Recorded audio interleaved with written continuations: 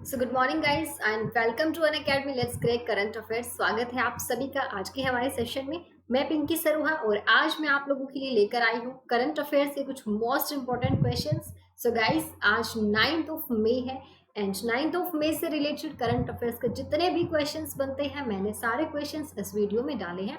एक एक करके सारे क्वेश्चंस डिस्कस करेंगे, उनसे रिलेटेड फैक्ट्स भी डिस्कस करेंगे। तो आप लोगों को सेशन के एंड तक बने रहना है। चलिए स्टार्ट करते हैं आज का हमारा सेशन।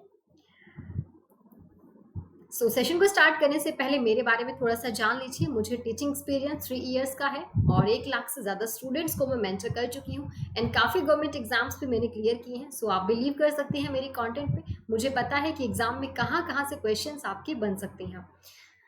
एंड गाइस सेशन का टाइमिंग डेली 10 बजे रहता है, सुबह 10 बजे। ये टेलीग्राम एप्लीकेशन है जो कि आपको इंस्टॉल करनी है अपने फ़ोन में एंड इंस्टॉल करने के बाद ये लिंक जैसे ही आप एंटर करते हैं सो आपको मिलता है अनअकैडमी की तरफ से सारी अपडेशंस, जैसे किस किस टीचर के लाइव सेशंस कब कब आ रहे हैं, इसकी सारी जानकारी आपको यहाँ से मिलती रहेगी।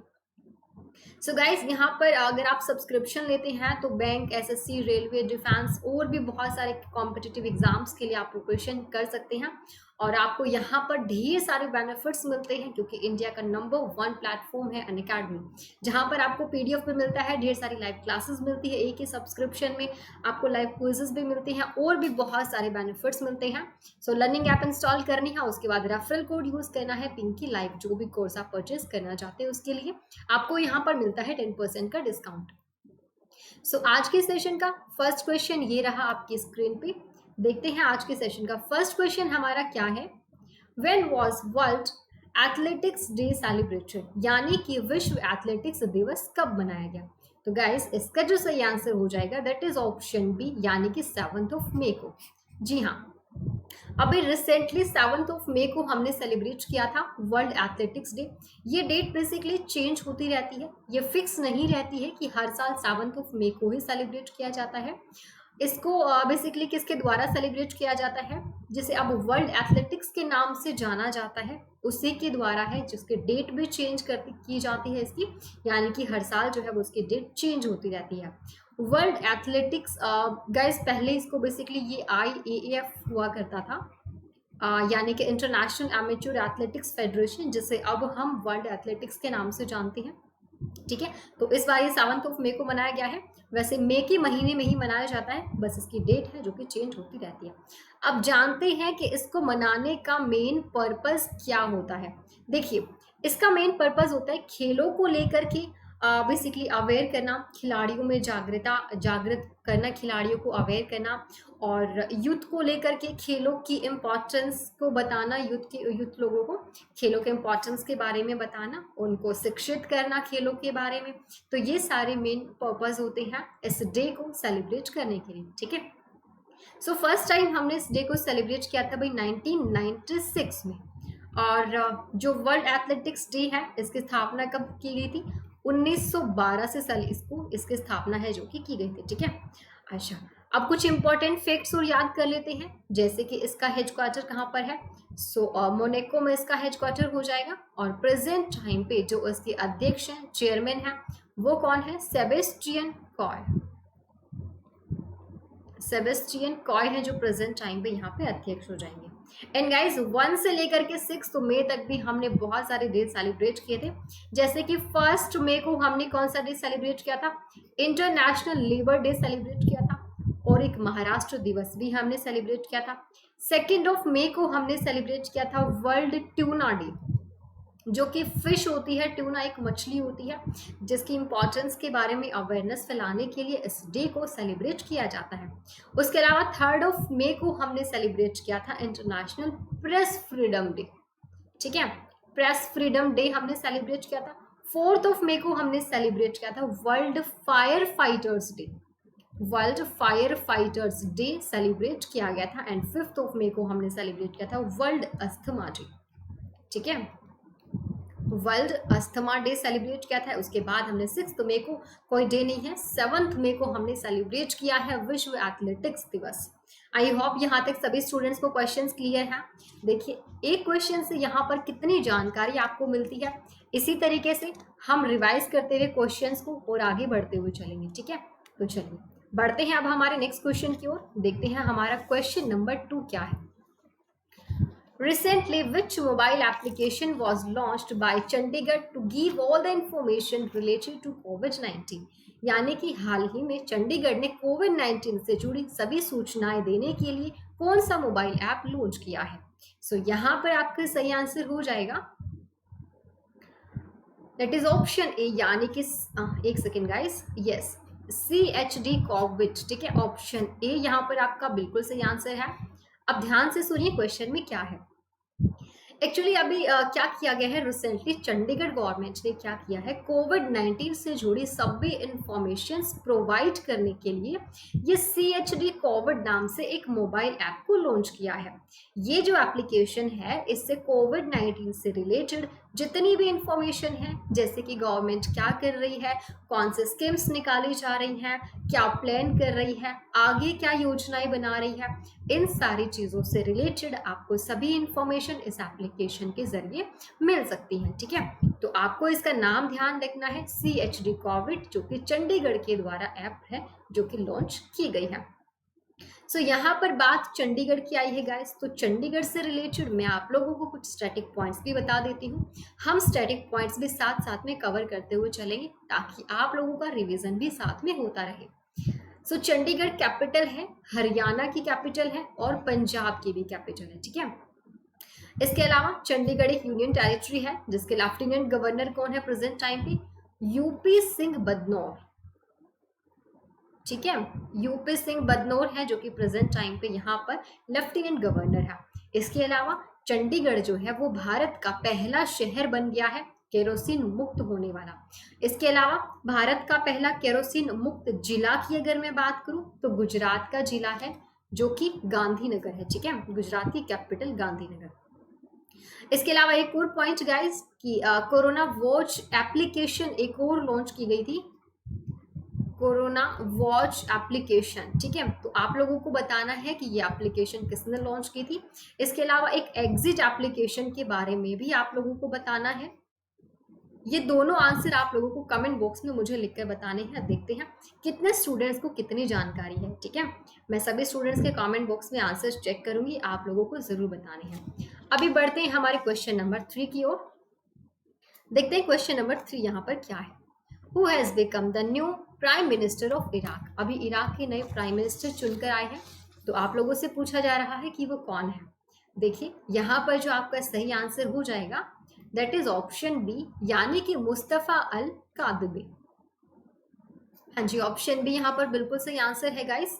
अभी रिसेंटली इराक के नए प्राइम मिनिस्टर ये चुनकर आए हैं जिनका नाम है मुस्तफा अल कादमी। ठीक है, ये इराक के पहले फॉर्मर खुफिया चीफ रह चुकी हैं और अभी तक इराक के जो प्रधानमंत्री थे जिनका नाम था एडिल अब्दुल। बेसिकली इन्होंने जो है पिछले साल ही इस्तीफा दे दिया था, इन्होंने रिजाइन कर दिया था और अभी इन्हीं की जगह पे इनको प्राइम मिनिस्टर चुना गया है, मुस्तफा अल कादमी जी को। तो इनका नाम आप लोगों को याद रखना है। इसके अलावा बाकी 3 ऑप्शंस दिख रहे हैं, इनका नाम भी बहुत इंपॉर्टेंट है, हम इनके बारे में भी जानते हैं एक एक करके। मोहम्मदऊ डाइकने, ये कौन है? वर्ल्ड बैंक ग्रुप ने जो है वाइस प्रेसिडेंट ऑफ इंटीग्रिटी के रूप में इनको अपॉइंट किया था। किसने अपॉइंट किया था? वर्ल्ड बैंक ग्रुप ने। तो इनका नाम भी आप लोगों को ध्यान रखना है। मोहिउद्दीन यासिन, ये कौन है? मलेशिया की नए प्राइम मिनिस्टर ये चुनकर आए थे। कहाँ की गाइस? मलेशिया की। ठीक है, एंड जुजाना कैपिटोवा, ये कौन है? स्लोवेनिया की पहली महिला प्रधानमंत्री प्रेसिडेंट बनी थी जुजाना कैपिटोवा। कहाँ की? स्लोवेनिया की। अब देखिए ये पहली महिला प्रेसिडेंट बनी थी, first women president of Slovenia is Zuzana Caputova, इसीलिए इनका नाम इंपॉर्टेंट हो जाता है। ये एग्जाम में जरूर पूछा जा सकता है क्योंकि ये पहली महिला प्रेसिडेंट बनी है। ठीक है, चलिए अब देखिए बात इराक की आई है गाइस, तो इराक से रिलेटेड कुछ स्टैटिक पॉइंट्स भी यहाँ पर मैं आप लोगों को बता दूं। देखिए इराक जिसकी कैपिटल क्या है? बगदाद है यहाँ पे कैपिटल आपकी। ओके, और करेंसी यहाँ पर क्या है? इराकी दिनार। एंड जो प्रेसिडेंट है प्रेजेंट टाइम पे, वो प्रेसिडेंट कौन है? बरहम साली जी। ठीक है, सॉरी बरहम साली। ठीक है, सो गाइज ये था हमारा क्वेश्चन नंबर 3। आई होप सभी स्टूडेंट्स को समझ में आ रहे हैं। अगर किसी को कोई भी डाउट है तो आप कमेंट बॉक्स में लिख कर पूछ सकते हैं। बाकी हमारी ये क्लास जो है मंडे से होगी लाइव क्लास। ठीक है, मंडे से ये क्लास हमारी लाइव रहेगी। सो आप लोगों के जो भी डाउट्स होंगे वो हम साथ के साथ कवर करते हुए चलेंगे। अभी हम बढ़ते हैं हमारे क्वेश्चन नंबर 4 की ओर। हाँ जी, क्वेश्चन नंबर 4 ये रहा आपकी स्क्रीन पे। who was appointed as the new ambassador of India to Brazil? Brazil में भारत के नए राजदूत के रूप में किन्हें अपॉइंट किया गया है? सो यहाँ पर जो आपका सही आंसर हो जाएगा दैट इज ऑप्शन ए, यानी कि सुरेश कुमार रेड्डी जी को। ठीक है, तो गाइज रिसेंटली ये जो सुरेश कुमार रेड्डी जी हैं इनको ब्राजील में इंडियन एम्बेसडर के रूप में अपॉइंट किया गया है, इसलिए इनका नाम आप लोगों को ध्यान रखना है। बाकी तीनों के नाम भी इंपॉर्टेंट हैं, देख लेते हैं एक बार इनको भी। जैसे कि जयदीप मजूमदार ऑस्ट्रेलिया में इंडियन एम्बेसडर अपॉइंट हुए थे। कहाँ पर? ऑस्ट्रेलिया में। ठीक है, Indian ambassador. And Namrata S Kumar ji ये स्लोवेनिया में इंडियन एम्बेसडर बनी है। कहाँ पर बनी है? स्लोवेनिया में बनी है। इसके अलावा दीपक मित्तल जी कौन है? ये कतर में इंडियन एम्बेसडर बने हैं गाइस। कहाँ पर बने हैं? कतर में बने हैं। ठीक है, तो इन तीनों का नाम भी आप लोगों को याद रखना है। इसके अलावा एक और नाम आप लोगों को ध्यान रखना है कि पीयूष श्रीवास्तवा जी का। पीयूष श्रीवास्तवा। अब देखिए इनका नाम आप लोगों को क्यों याद रखना? पीयूष श्रीवास्तवा जो है वो बहरीन में इंडियन एम्बेसडर बने हैं। कहाँ बने हैं? बहरीन में बने हैं इंडियन एम्बेसडर। ठीक है, चलिए बात ब्राजील की है गाइस यहाँ पर, तो ब्राजील से रिलेटेड कुछ स्टैटिक पॉइंट्स जानते हैं। सबसे पहले देखते हैं कि यहाँ की कैपिटल क्या है।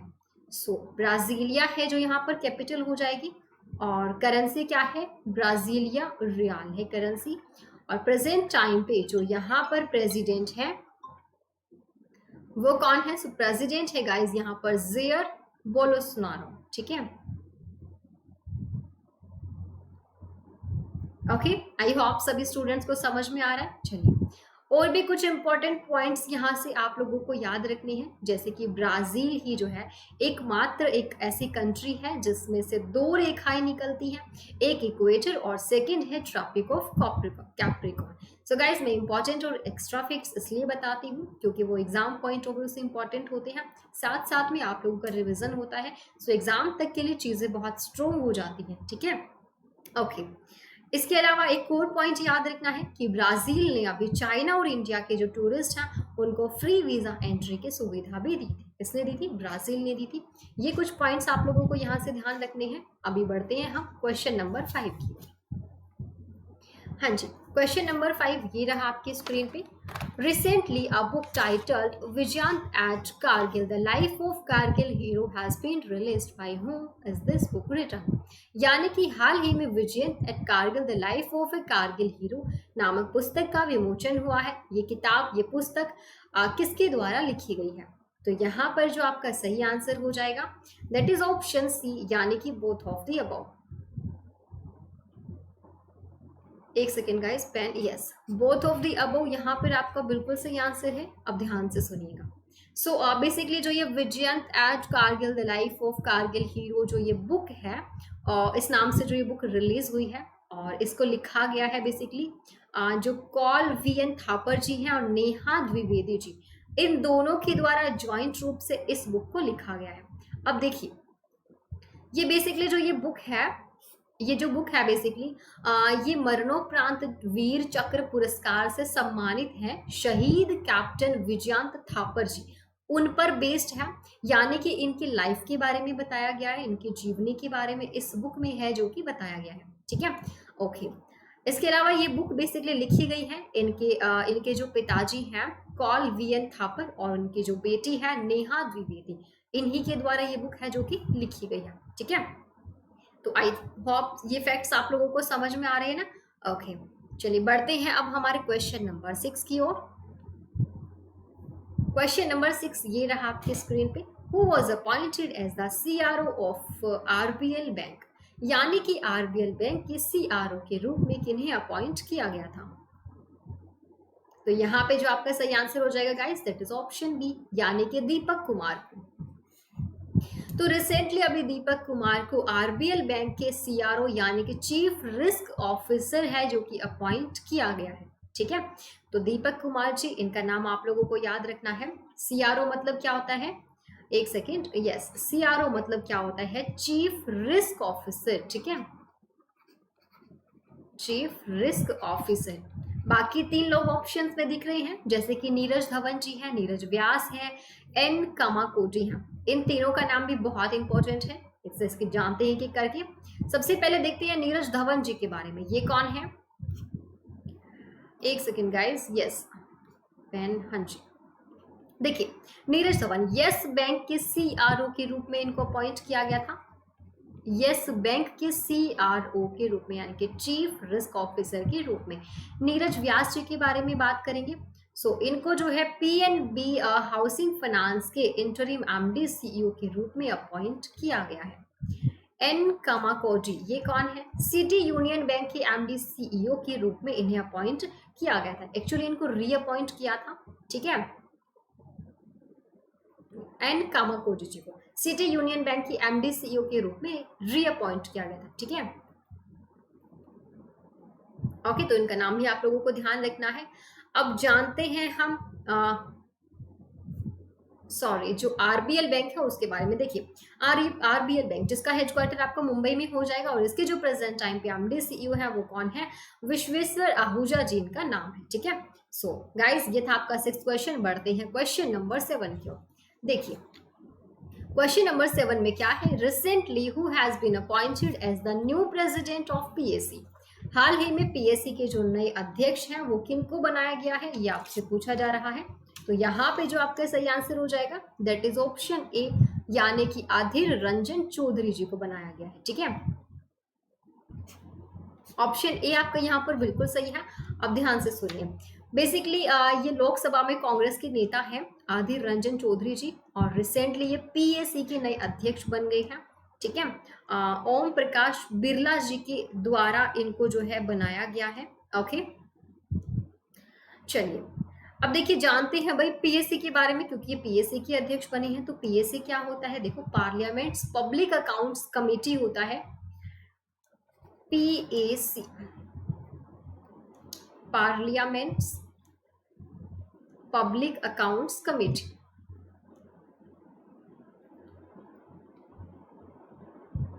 ओके, पब्लिक अकाउंट्स कमेटी होता है, और इसका काम क्या होता है, इसका काम होता है भारत सरकार के सभी सरकारी खर्चों के खातों की जांच करना। पीएससी जो है वो सबसे पुरानी एक संसदीय पार्लियामेंट्री कमेटी है, जिसमें 22 मेंबर्स होते हैं।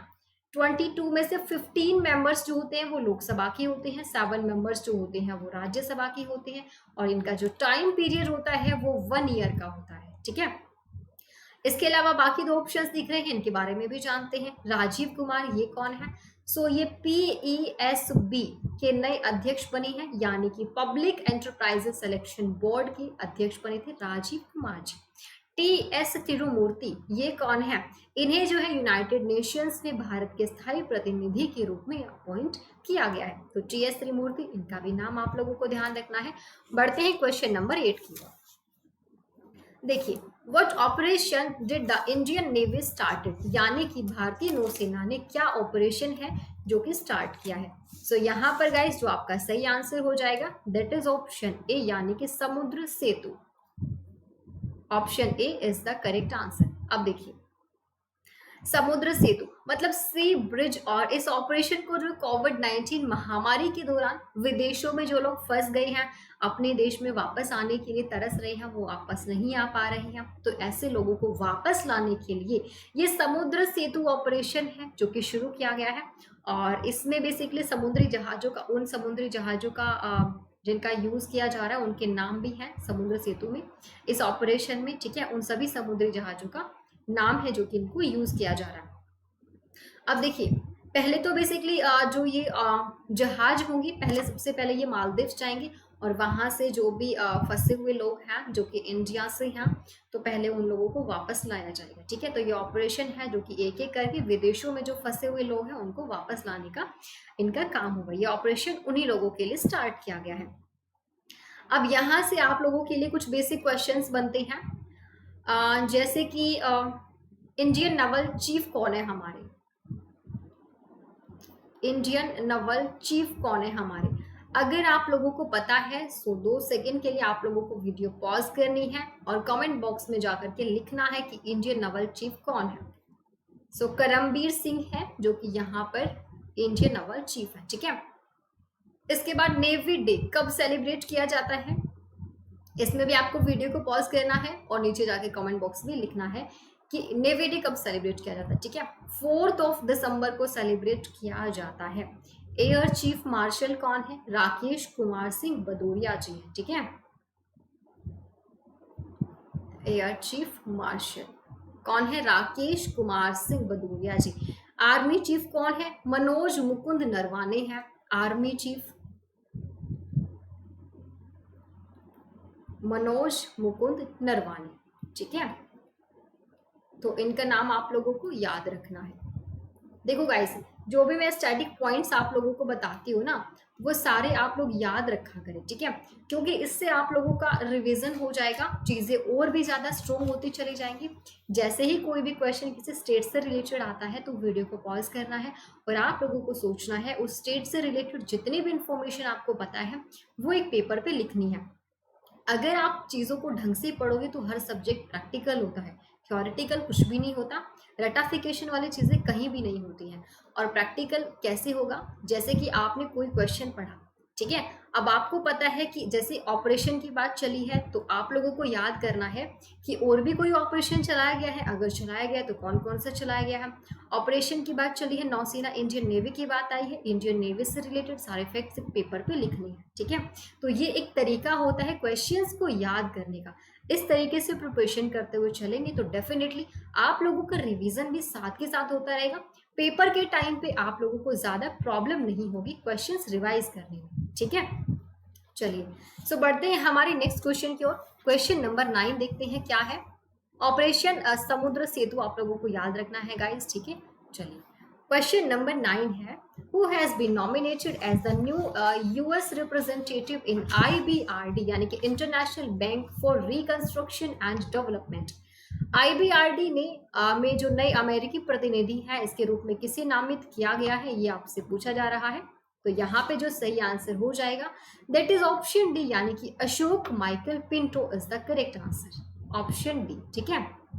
अब देखिए, अभी रिसेंटली क्या है कि अमेरिका के जो प्रेसिडेंट हैं डोनाल्ड ट्रंप जी, इन्होंने इंडियन अमेरिकन एडवोकेट है अशोक माइकल पिंटो, ठीक है, इनको जो है वर्ल्ड बैंक के loan branch international Bank for Reconstruction and development, instruction bank for Reconstruction and development, ठीक है, इसके प्रतिनिधि के रूप में चुना है किनको? अशोक माइकल पिंटो जी को, ठीक है। तो इनका नाम आप लोगों को ध्यान रखना है, बहुत इंपॉर्टेंट हो जाएगा।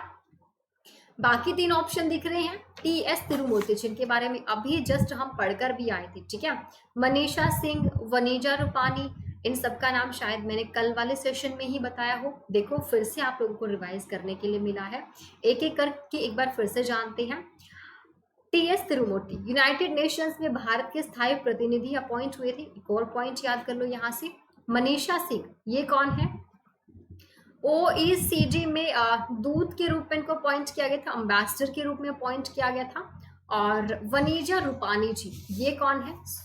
इंडियन ऑरिजिन की है ये वनीजा रूपानी जी और अमेरिका में रहती हैं और अभी जो है मंगल ग्रह के पहले हेलीकॉप्टर का नाम है जो कि इन्हीं के द्वारा रखा गया है। उस हेलीकॉप्टर का नाम क्या रखा गया है? नाम रखा गया है इंग्विनिटी, ठीक है। देखिए रिलेटेड फैक्ट्स हम लोगों ने याद किए। यहाँ से क्वेश्चन नंबर 10 देखते हैं एंड आज के सेशन का ये हमारा लास्ट क्वेश्चन है। देखते हैं क्वेश्चन में क्या है। Who has been appointed as the director in central board of RBI, यानी कि आरबीआई के सेंट्रल बोर्ड में निदेशक के रूप में किन्हें अपॉइंट किया गया है? यहाँ पर जो आपका सही आंसर हो जाएगा guys that is option A यानी कि तरुण बजाज को अपॉइंट किया गया है। अभी इकोनॉमिक अफेयर्स के जो सेक्रेटरी बने थे यही बने थे, इकोनॉमिक अफेयर्स के सेक्रेटरी बने थे ये, और अभी इनको आरबीआई के सेंट्रल बोर्ड में डायरेक्टर के रूप में अपॉइंट है जो कि किया गया है तरुण बजाज जी। तो इनका नाम आप लोगों को ध्यान रखना है, बाकी सबके नाम भी ध्यान रखने हैं, जैसे कि निरंजन हीरानंदनी ये कौन है? सो अभी रिसेंटली एसोचैम के प्रेसिडेंट बने थे ये, ठीक है। एसोचैम मतलब क्या होता है, the associated chambers of commerce and industry of India, इसके ये प्रेसिडेंट बने थे। और एम भी आएगा यहाँ पे, okay. And you B Praveen Rao, ये नेस्कॉम के अध्यक्ष बने थे आपके, ठीक है। नेस्कॉम के ये अध्यक्ष बने थे, इनका भी नाम आप लोगों को याद रखना है, इन तीनों का नाम ध्यान रखना है, ओके। चलिए अब गाइस बात आरबीआई की थी, तो यहाँ पर आरबीआई से रिलेटेड सारे फैक्ट्स भी जानेंगे हम। आरबीआई से रिलेटेड तो बहुत सारे स्टूडेंट्स को पता होगा, फिर भी हम लोग रिवाइज कर लेते हैं, जिसको नहीं पता है उनको भी पता चल जाएगा। सबसे पहले इसको एस्टेब्लिश कब किया गया था, 1 अप्रैल 1935 को, और इसका जो हेड क्वार्टर है वो कहाँ पर है, मुंबई में है, ठीक है। प्रेजेंट टाइम पे गवर्नर कौन है गाइस इसके, शक्तिकांत दास हैं, जो कि 25वें नवंबर के गवर्नर है, ठीक है।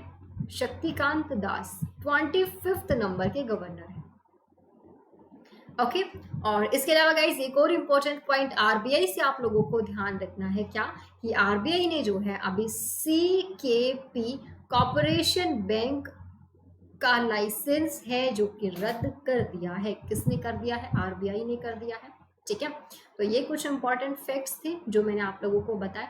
अब देखिए हर क्वेश्चन को ना सिर्फ आंसर में पढ़ते हैं, हर क्वेश्चन के आंसर के साथ साथ हम कुछ अदर फैक्ट्स भी याद रखते हैं, याद करते हैं, जो कि आपके एग्जाम पॉइंट ऑफ व्यू से इम्पॉर्टेंट भी है और आप लोगों का रिवीजन भी साथ में हो जाता है। तो इसी तरीके से पढ़ाई करनी है आप लोगों को भी। और मेरा ये सेशन गाइस डेली रहेगा सुबह 10 बजे, मंडे से ये सेशन हमारा लाइव रहेगा, ठीक है। लाइव सेशन की खास बात ये है कि आप लोग टीचर से डायरेक्ट इंटरेक्ट कर सकते हैं, डाउट्स पूछ सकते हैं, डिस्कशन कर सकते हैं, ठीक है। तो चलिए गाइस सेशन अगर आप लोगों को अच्छा लगा है तो लाइक एंड शेयर करना ना भूलें। सेशन को लाइक करना है, अपने दोस्तों के साथ शेयर करना है, जो भी आपका स्टडी ग्रुप्स है वहां पर शेयर करना है, और चैनल को सब्सक्राइब करना है, बेल आइकन को प्रेस करना है, ताकि मेरी आगे आने वाली वीडियोस की नोटिफिकेशंस आप लोगों तक पहुंचते रहें। तो मिलते हैं हम नेक्स्ट सेशन में कल सुबह 10 बजे। तब तक के लिए मुझे इजाजत दीजिए और अपना ख्याल रखिएगा। Thank you so much, all the very best, have a nice day, bye bye.